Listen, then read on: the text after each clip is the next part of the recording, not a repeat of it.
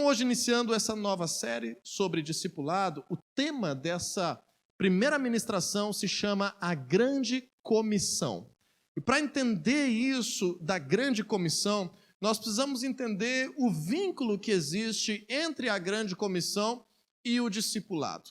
Talvez você nunca parou para pensar por que importa falarmos sobre discipulado, por que importa aprendermos sobre discipulado. De fato, essa é uma palavra que fora do cristianismo é muito pouco utilizada nos nossos dias, mas nos dias de Jesus, essa palavra era muito utilizada. Nos tempos em que o Novo Testamento foi escrito, era muito comum as pessoas entenderem relações de discipulado. Então, nós percebemos na Bíblia, lendo a Bíblia, que discipulado foi uma das maiores prioridades de Jesus. Ou seja, estou te dizendo que durante o seu ministério terreno, quando aos 30 anos Jesus foi batizado, até a conclusão do seu ministério, com 33 anos de idade, quando ele foi crucificado e depois ressuscitou, nós estamos afirmando que a Bíblia narra que uma das coisas que Jesus mais fez, mais se preocupou e mais se preparou foi discipular pessoas. E dentro disso nós aprendemos que Jesus nos instrui que esse seja repassado como um propósito da igreja. Jesus delega isso também à igreja. Por isso eu te digo que um dos maiores propósitos da igreja, se não o maior e mais importante propósito da igreja do Senhor Jesus nessa terra, não importa em qual época, não importa em qual lugar, é discipular.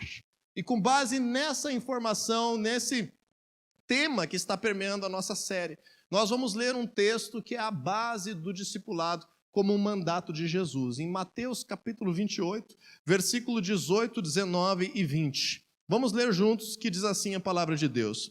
Então Jesus aproximou-se deles e disse: Foi-me dada toda a autoridade nos céus e na terra.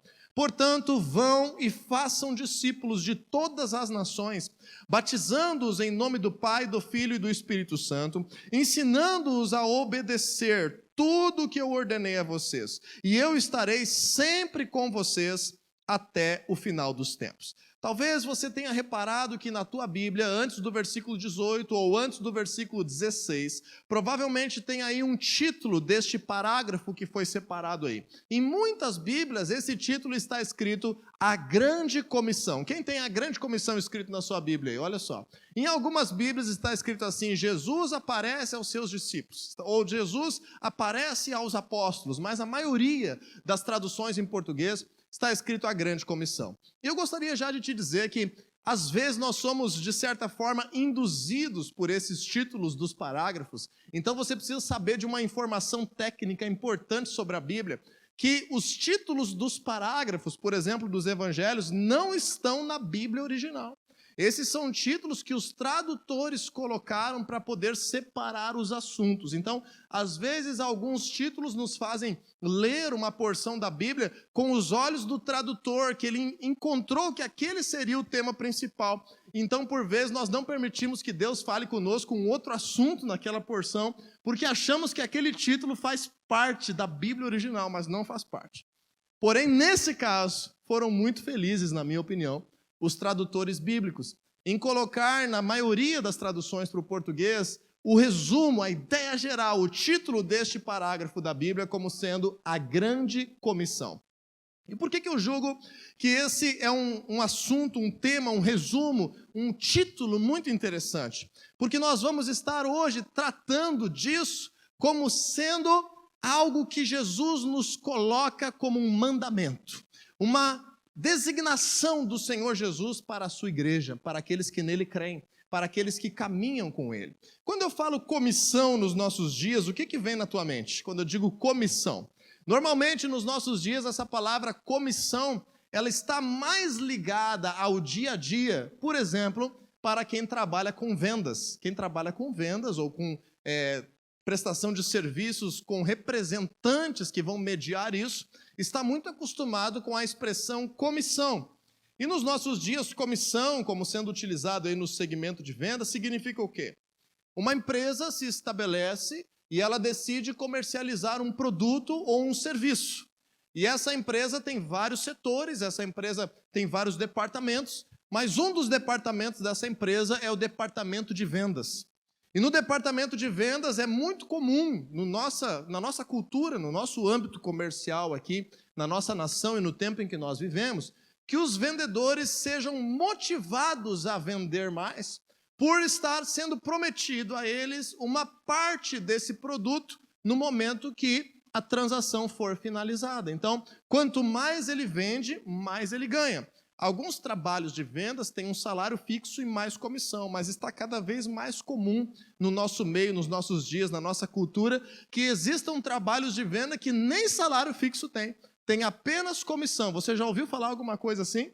Normalmente, são oportunidades que as pessoas podem agarrar facilmente, porque não existe uma barreira de entrada, você vai arriscar. E se você conseguir se dar bem, se você conseguir concretizar a venda desse produto ou desse serviço, mais você vai ganhar conforme o resultado do teu trabalho. E aí, às vezes, nós olhamos a Bíblia e nós achamos que Jesus estava falando disso, que aqueles que vão servi-lo vão estar recebendo uma parte. E aí, eu sei que não é esse o coração das pessoas, mas inconscientemente as pessoas acabam se dispondo a servir a Deus por receber uma comissão em troca. Então, eu já quero te dizer de antemão que este não é o sentido da palavra que está usada aí no título dessa porção da Bíblia. Quando nós falamos em a grande comissão, existem outros momentos da palavra de Deus que Deus promete que nós somos recompensados quando buscamos Ele. Deus promete que nós temos recompensas por deixar algo para servi-lo, mas não é disso que aqui nesse texto está falando a palavra comissão. Então vamos entender que essa palavra comissão, nesse primeiro aspecto, que eu quero trazer hoje, o que significa essa grande comissão? No conceito bíblico, o termo comissão ele tem um outro uso do que esse uso comercial que nós estamos acostumados. No conceito bíblico, nós entendemos muito melhor o termo comissão quando nós separamos ele em duas palavras que foram aglutinadas. Então, o prefixo co ligado à palavra missão. E o que esse prefixo significa? Por exemplo, se você usar a palavra coparticipante, você vai ter a ideia de que você não é um participante exclusivo de alguma coisa, mas que você está participando de algo junto com outras pessoas. Por exemplo, se você vai usar a palavra compartilhar, você vai perceber que partilhar é você fazer uma divisão de algo. Então, existe sempre aquela pessoa lá na família que no almoço do meio-dia vai pegar o pudim e vai ver quantas pessoas tem ali reunidas e essa pessoa vai fazer a partilha do pudim. Você já tem essa pessoa lá na tua casa que é eleita para fazer a partilha do pudim? Às vezes o pudim é pequeno, tem 15 pessoas e aquela pessoa é detalhista, é milimétrica, então ela vai tentar ser o mais justa possível para dar a fatia igual do pudim para cada um. Tem alguém que não tem talento e que às vezes é mais guloso, ele simplesmente chega no pudim, pega um toletão para ele e azar os outros que peguem a sua parte, mas nós não estamos interessados nisso, nós queremos uma partilha naquele momento de família. E naquele momento de família, essa partilha é realizada, mas ainda assim, o pudim simplesmente partilhado, ele ainda não é compartilhado. Quando que o pudim é compartilhado? Quando cada pessoa estiver envolvida e pegar a sua porção naquela partilha. Então, quando nós compartilhamos algo, nós estamos pegando uma parte das nossas vidas e estamos tornando a pessoa que nos escuta participante daquilo que está acontecendo. É importante isso. Compartilhe as coisas que acontecem com o teu esposo. Compartilhe com os teus filhos. Compartilhe os teus sonhos no meio aí do ambiente da tua célula. Compartilhe as dificuldades para que cada pessoa que pertence aí à tua célula possa estar orando por ti no meio da semana. Mas entenda, prefixo co sobre o verbo partilhar. Mais uma explicação para você entender, por exemplo, a palavra colaborador. Essa é uma palavra muito moderna, sendo usada nas empresas aí nos últimos 20, 30 anos, na ideia de que nós não somos apenas funcionários, mas nós estamos colaborando com a empresa. Quando nós aprendemos essa palavra colaborador na sua formação, nós vemos o verbo laborar. Você conhece esse verbo laborar? Os antigos falavam o labor da vida, Até tem na Bíblia, nas traduções mais antigas. Laborar é trabalhar. O labor é o trabalho, é aquilo que nós fazemos no dia a dia com o nosso corpo, com a nossa mente, produzindo, trabalhando. Então, laborar é trabalhar. Trabalhar sozinho é laborar. Colaborar significa o quê? Trabalhar junto com outras pessoas que estão envolvidas no mesmo trabalho. Então, lá na empresa, às vezes as pessoas têm dificuldade de entender que são colaboradores. Então, a pessoa faz só a sua parte e não está preocupada com a parte do outro, não está preocupada com o resultado da empresa, não está preocupada em fazer bem a sua parte para a empresa poder ter um bom resultado e o seu salário também estar em dia, ou quem sabe até ser promovido. Então, é apenas alguém que está laborando, trabalhando sozinho. Mas nós precisamos entender essa ideia, que um colaborador é aquele que labora em conjunto.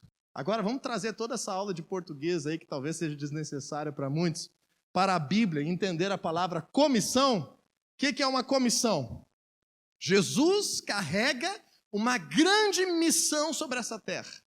Jesus tem dentro dele um chamado de Deus muito poderoso, único e grandioso por todos os séculos, por todos os tempos em que nós estivermos aqui nessa vida, nessa realidade. Quando Jesus ele morre e ressuscita, ele começa ali o versículo 18, vamos ver novamente, Mateus 28, 18, aproximando-se dos seus discípulos, aproximando-se daqueles que ele já treinou, que já andaram com ele, que já foram instruídos, que tinham a confiança dele, que criam nele, que estavam ali agora esperando a sua visita. Jesus ressuscitou e apareceu ali a Maria Madalena e depois mais algumas mulheres, e ele disse, vão para Galileia porque eu vou encontrar vocês lá. E então os homens foram para Galileia, Jesus chegou lá onde eles estavam reunidos, no local onde havia marcado aquele encontro, aparece sobrenaturalmente, já tendo ressuscitado aos seus discípulos, e ele diz o seguinte, versículo 18, foi-me dada toda a autoridade nos céus e na terra. Então Jesus diz assim agora, a minha missão está totalmente revelada e disponível, com total recurso e autoridade sobre tudo e todos, sobre todos os lugares e sobre qualquer outro desafio, sobre qualquer barreira, sobre qualquer inimigo. Agora eu tenho na minha vida toda a autoridade nos céus e na terra. Esse é o Jesus ressurreto, esse é o Jesus que venceu a morte, esse é o Jesus que pela cruz envergonhou toda a obra das trevas, destruiu o pecado, venceu os principados e potestades, se torna Rei dos reis e Senhor dos senhores. Agora ele diz, na minha missão, agora está incluso toda a autoridade nos céus e na terra.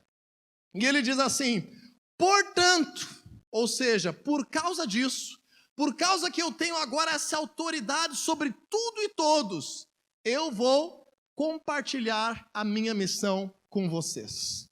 Por isso nós entendemos que quando vemos essa expressão grande comissão, significa que Jesus quer nos dar uma participação na missão que ele tem.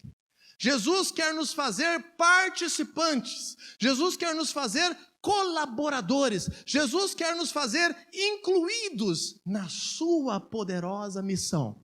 E para essa missão agora, ele já venceu todos os inimigos, ele já removeu todas as barreiras, inclusive o pecado já foi vencido, ele tem toda a autoridade nos céus e na terra, e ele nos convida, venha comigo fazer parte da minha missão, ou seja, receba sobre ti uma grande comissão. Agora eu te pergunto, por que uma empresa precisa de colaboradores? Se você é dono de uma empresa, se você fosse o dono de uma empresa e você pudesse lucrar tudo sozinho, você contrataria 100 pessoas para trabalhar contigo? Não, você não contrataria. Porque o negócio é você prosperar a tua ideia, é você vender o teu produto. E por isso não é nenhum crime, não é errado de forma alguma você ser um empresário individual. Alguém que trabalha por conta, que presta um serviço e que você tem toda a mão de obra e você tem todo o lucro. Mas quando esse trabalho começa a aumentar, quando esse negócio começa a se multiplicar, quando os clientes começam a vir, você não consegue mais trabalhar sozinho. Se você quiser continuar crescendo, você precisa agora ter não apenas um laborador, mas você precisa ter mais do que um colaborador. Então, só é necessário um colaborador quando o trabalho é grande, quando a clientela está aumentando, quando o serviço já não se dá conta mais. Sabe o que Jesus está nos ensinando com isso? Que se Ele nos comissiona, significa que essa missão, ela não é findada em nós mesmos. Essa missão, ela não é limitada à habilidade de uma pessoa. Nós entendemos com isso que Jesus nos convida a fazer parte de uma missão que é muito maior do que nós. Uma missão que é muito mais poderosa do que qualquer um de nós sozinhos pudéssemos realizar. Por isso nós somos igreja. Por isso nós precisamos uns dos outros. E por isso Jesus nos convida a fazer parte daquilo que Ele começou e que agora começa a ter uma liberação poderosa, extraordinária, com toda a autoridade nos céus e na terra. E por isso ela não é uma simples comissão, mas é descrita aí nas nossas Bíblias como a grande comissão. Tendo entendido isso, agora eu preciso te dizer qual é a grande comissão. Nós entendemos o que significa a grande comissão. Agora nós vamos falar, que comissão é essa? Ou melhor, que missão é essa que Jesus compartilha comigo? Então vamos ver o versículo 18 novamente e agora um pedacinho além do versículo 19 de Mateus 28. Diz assim: então Jesus aproximou-se deles e disse: foi-me dada toda a autoridade nos céus e na terra. Ok, eu carrego uma missão e sobre a minha missão agora tem todos os recursos e disponibilidade em todos os lugares, terrenos e celestiais. Uau, que missão grande e que poder maravilhoso. Jesus diz agora no versículo 19, portanto, qual é a missão? Vão e façam discípulos de todas as nações. Essa é a missão. Essa é a descrição da missão. Jesus está dizendo para aqueles que Ele discipulou, Ele disse o seguinte: eu cumpri uma parte da missão com você. Agora você precisa cumprir uma outra parte dessa missão com outras pessoas. Faça pelos outros aquilo que você recebeu de mim. Tudo aquilo que você receber de mim, eu estou te dizendo, faça isso pelos outros. E aí em vários outros momentos Jesus diz, de graça dai, de graça recebeste, então de graça dai.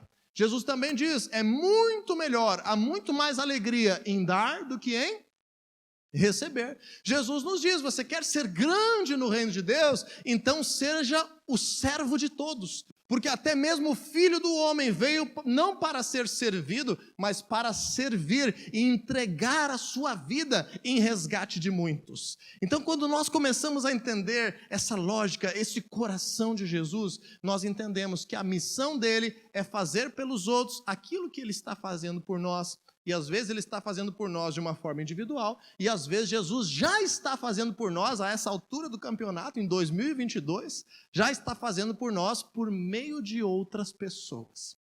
Especialmente por meio de um relacionamento que se chama, qual é o título da nossa série? Discipulado.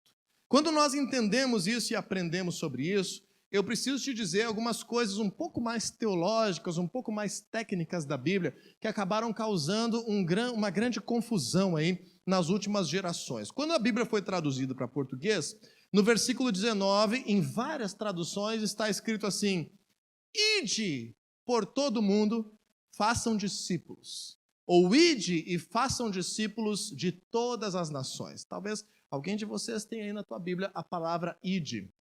Com base nisso, muitos cristãos inculcaram na sua mente, e quando eu era criança, pré-adolescente, adolescente, isso ainda fazia parte de forma muito convicta dos ambientes cristãos. Com base nisso, muitos cristãos começaram a crer que fazer aquilo que Jesus chamou envolvia sair da cidade para a qual foi chamado para viver em família.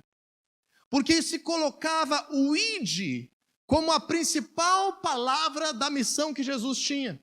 Então, na minha época de adolescência, o sonho de todos os jovens da igreja era ir para a África fazer missão. Você já ouviu alguma coisa a respeito disso?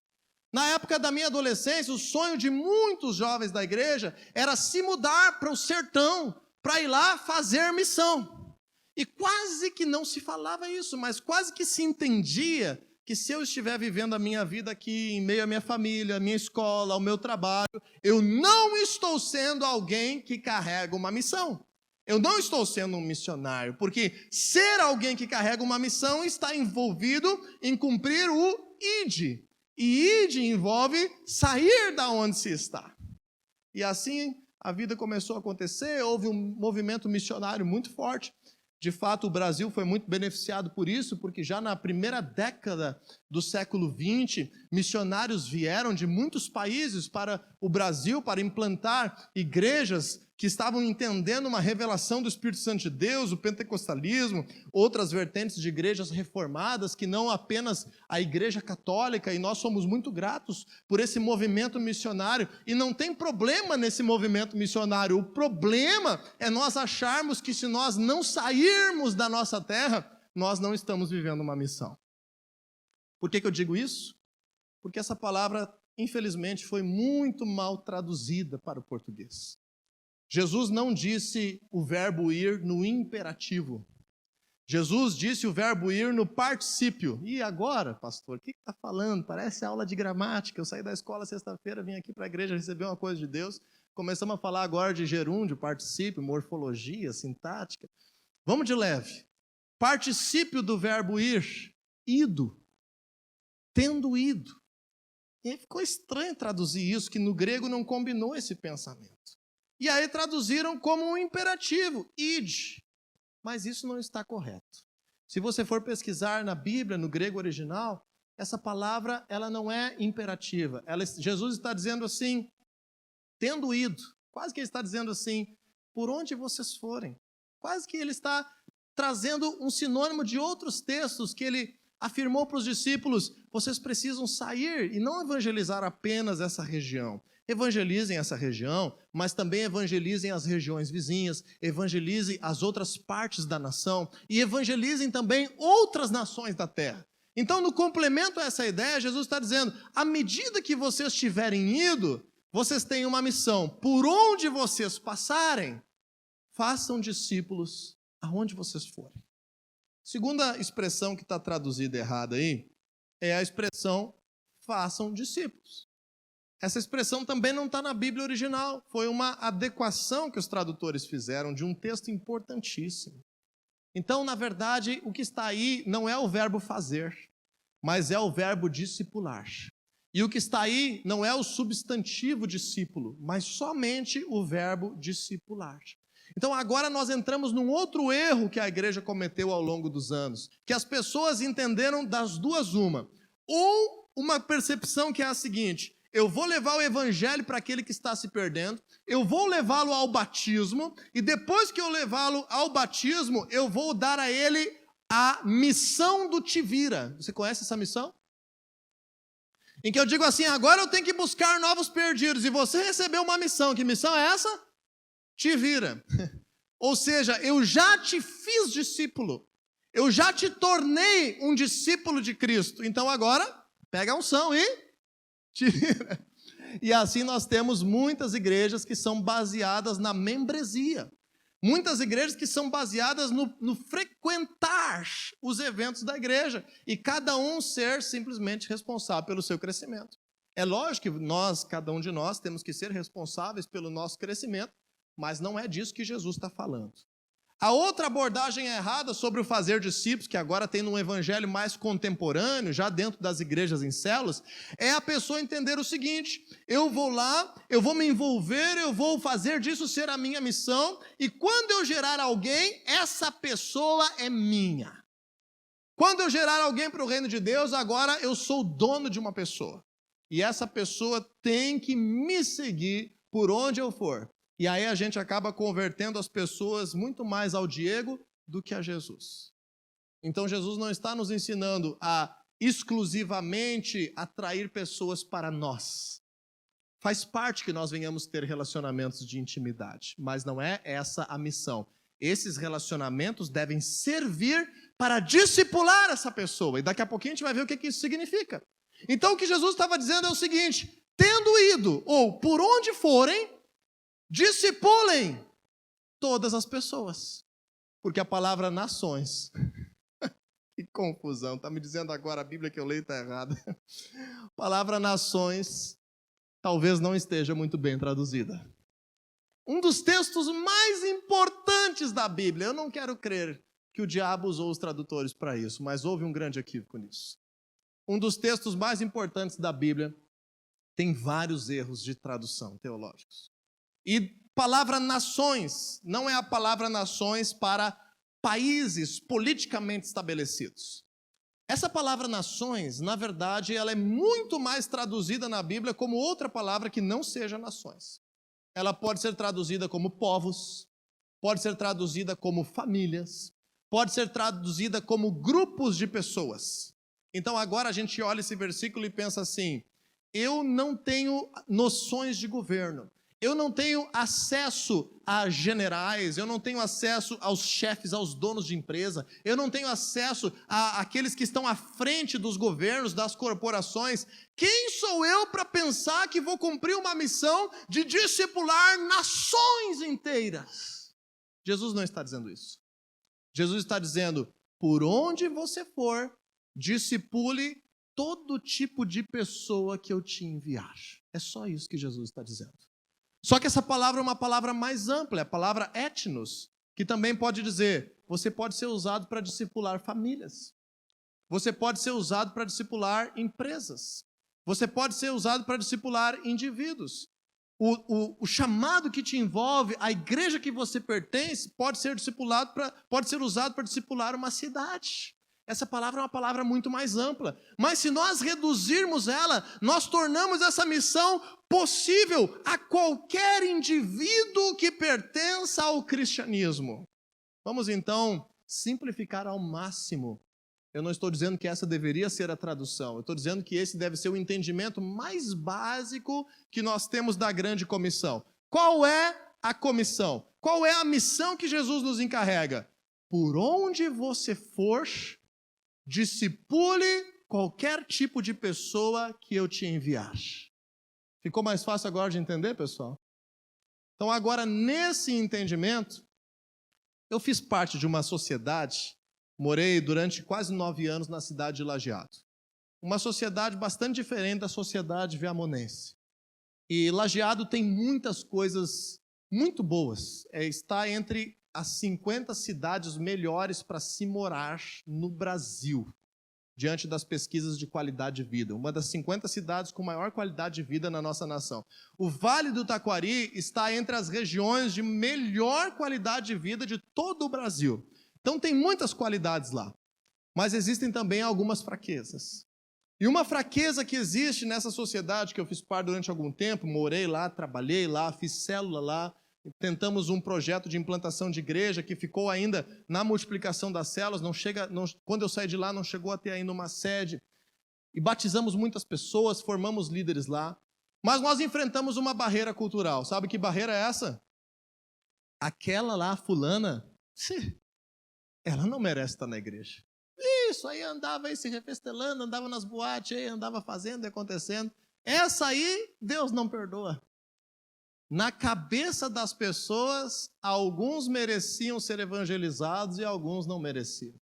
Na cabeça das pessoas, o quê? Eu levar aquele cara ali que um dia me ofendeu, 10 anos atrás ele me disse aquela coisa, eu até hoje estou guardando, eu não vou convidar ele na célula. Não, ele que vá para outra igreja, mas para minha célula não.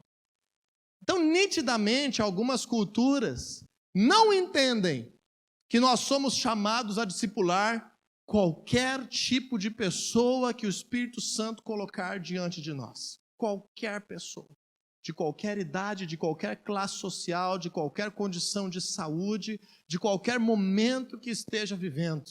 A igreja é chamada a discipular todos os tipos de pessoas. Então, entenda que, por vezes, você pode estar com uma barreira. Jesus está colocando alguém do teu lado e você nunca abriu a tua mente para dizer, será que eu não deveria estar levando o reino de Deus a essa pessoa? Está do meu lado todo dia, mas eu sempre oro por aquele que está longe, eu nunca estou olhando aquele que está do meu lado. Então entenda que essa comissão, ela é simples, mas ela também faz parte e permeia toda a nossa vida. E para nós terminarmos essa primeira parte da nossa série de discipulado, deixa eu te mostrar nesse texto. como nós fazemos? Quais são os passos principais para nós sentirmos assim, eu estou cumprindo a missão que Jesus me deu. Eu estou cumprindo a missão que Jesus compartilhou comigo. Quais são os aspectos principais? Está aí no versículo 19 e 20. Então Jesus disse assim, portanto, vão e façam discípulos de todas as nações. Vamos traduzir aqui para a versão Família da Fé 2022? Portanto, em qualquer lugar que forem, discipulem qualquer pessoa que esteja diante de você, que Deus esteja enviando a você. Como é que se faz isso? Como é que se cumpre a grande comissão? 3 grandes aspectos. Versículo 19. Batizando-os em nome do Pai, do Filho e do Espírito Santo, ensinando-os a obedecer tudo o que eu ordenei a vocês. Então nós vamos inverter esse versículo 20 na ordem contrária que ele está escrito para entender um pouco melhor. Primeira coisa, o batismo. O que representa o batismo?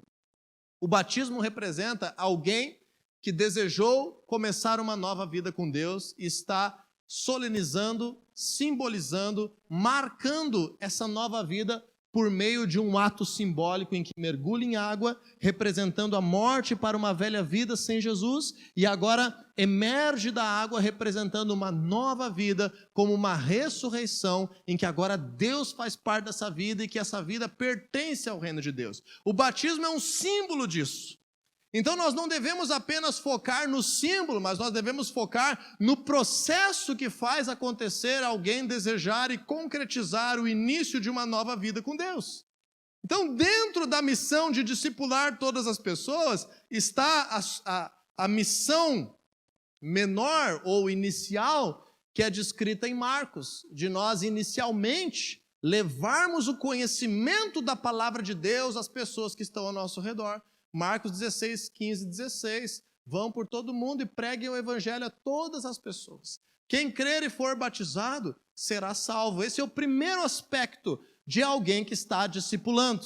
Então talvez alguns de nós vão dizer assim, eu não sei ainda ensinar conceitos sobre casamento para alguém que está convertido. Eu não sei ainda ter a segurança de impor as mãos e orar para que um demônio vá embora, para que uma enfermidade seja curada. O que eu posso fazer para começar a cumprir essa missão? Levar o amor de Cristo àqueles que estão se perdendo para promover a semente de uma nova vida, acompanhar essa pessoa, convidá-la a estar na célula, orar por ela, interceder pela vida dela para que o seu coração de fato seja fértil à palavra de Deus, ajudá-la nas suas necessidades, amar o seu sofrimento como se fosse seu e compartilhar isso por meio da presença de Jesus, estar consolidando essa pessoa, trazendo ela aos cultos, se preocupando, ligando, se interessando com as suas necessidades e levando ela a entender que para que tudo seja transformado é preciso uma nova vida, e uma nova vida acontece por meio do batismo.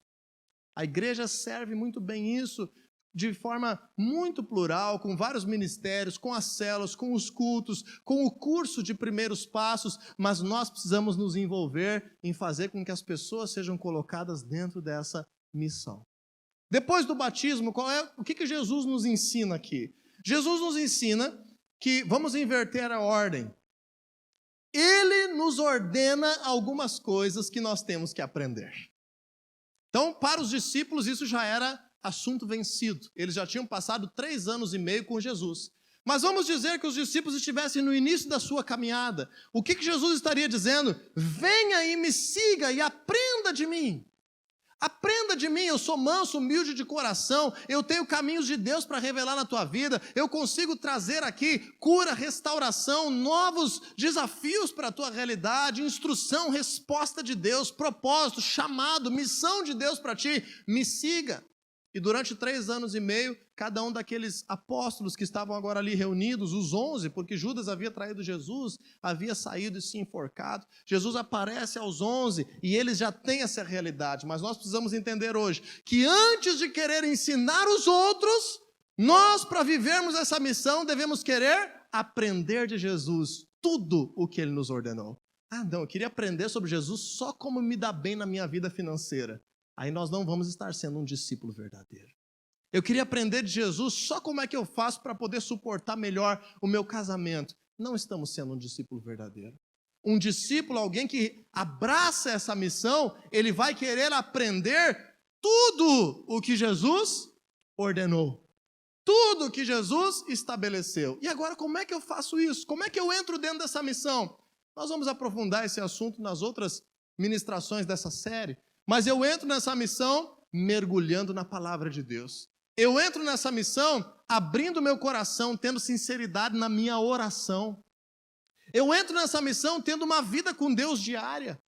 Mas especialmente eu entro nessa missão antes de discipular os outros, eu vou procurar uma relação saudável de discipulado para a minha vida.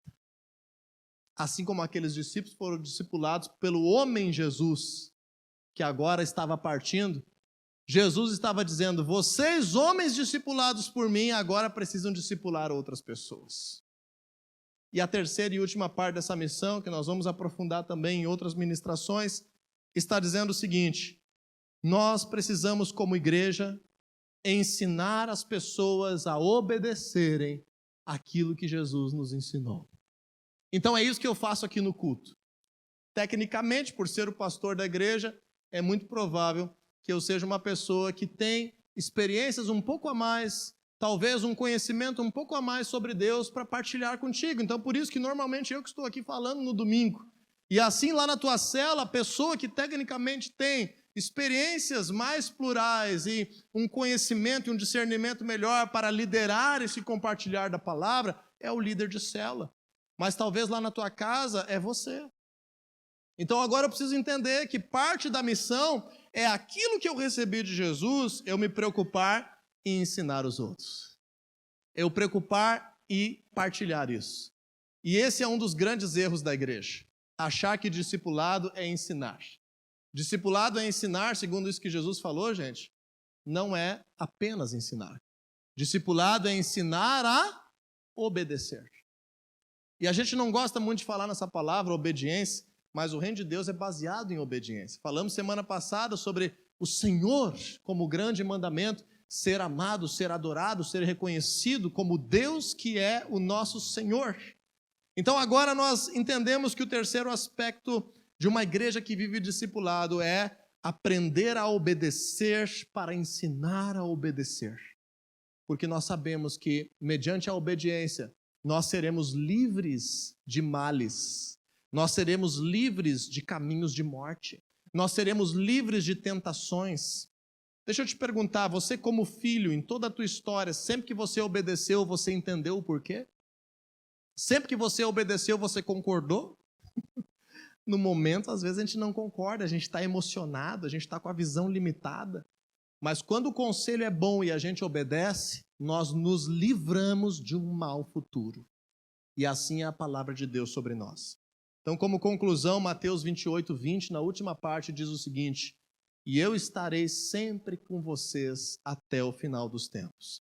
A presença de Jesus em nosso meio se dá pelo abraçar da missão de Jesus sendo realizada por nosso intermédio.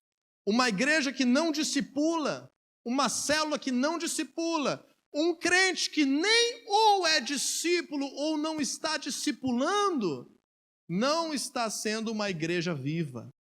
Um cristão que não está vivendo relacionamentos de discipulado, não está vivendo ativamente tudo que Jesus tem para ele.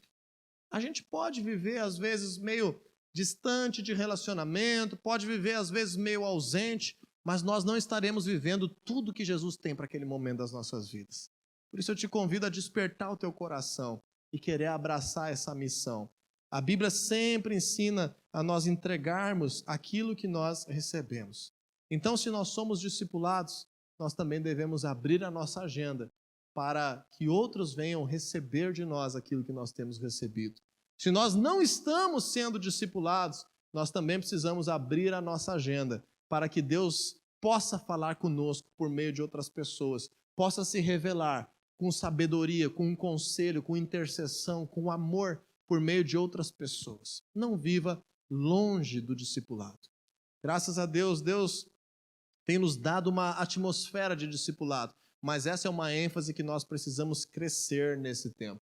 Eu vivo a minha vida debaixo de discipulado, debaixo de mentoreamento, debaixo de instrução, de homens de Deus mais maduros do que eu. Especialmente o apóstolo Ricardo, como alguém que tem paternidade espiritual sobre a minha vida. Outras pessoas também têm contribuído para mentorear a minha vida, o meu ministério.